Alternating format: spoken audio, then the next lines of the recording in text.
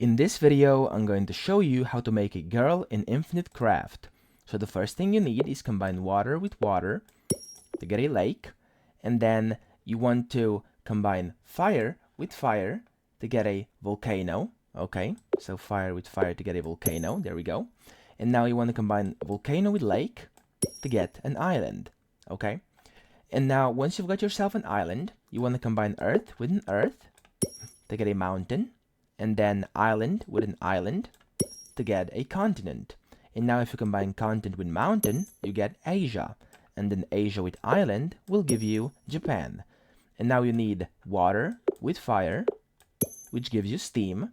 Okay? And you want to combine steam with Japan, which gives you anime. And now we've got the first part. And then you need earth plus wind, which gives you dust. And then dust plus earth gives you planet. And then you need wind plus dust. So you need wind and let me find dust. There we go. Which gives you a sandstorm. And then sandstorm and a planet will give you Mars.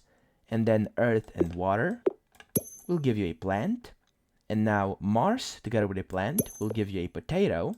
And potato with fire gives you a chip. Now a chip with fire will give you a cookie.